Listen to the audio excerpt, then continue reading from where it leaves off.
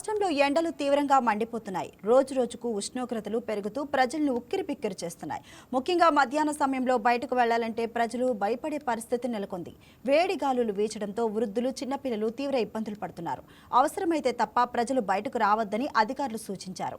ఎండ వేడిపై మరింత సమాచారం మా కరెస్పాండెంట్ బిందు అందిస్తారు. ఎండలు బగబగమంటున్నాయి. బాణుడి ప్రతాపానికి ప్రజలు బయటకు వచ్చి పనులు చేసుకునే నేపథ్యం అయితే అస్సలు కనబడదని చెప్పుకోవచ్చు. ప్రస్తుతం మనం విజయవాడలో మొఘల్ రాజ్పురం దగ్గర రెడ్ సర్కిల్లో ఉన్నాం. ఇక్కడ చూసుకుంటే ఎండ తీవ్రత తీవ్ర స్థాయిలో ఉందనే చెప్పుకోవచ్చు. దాదాపు రోజు 42 డిగ్రీల నుండి 43 డిగ్రీల వరకు ఎండ తీవ్రత పెరిగిపోతుంటుంది. అయితే ప్రజలు బయటకు వచ్చి వారి రోజువారి పనులు చేసుకోలేని నేపథ్యం కనిపిస్తుంది. ఒకవేళ బయటకు వచ్చినా కూడా సరైన దుస్తులు ధరిస్తూ కానీ ఎండకి సంబంధించి ప్రొటెక్షన్ కోసం గొడుగులు మరియు స్కార్ఫ్లు అలా ధరించుకుంటూ వస్తూ ఉన్నారు. అసలు ఎండ తీవ్రత ఇంత తీవ్రంగా ఉందా అసలు చెప్పలేనంత సూర్యుడు అయితే కురుస్తూ ఉన్నాడు.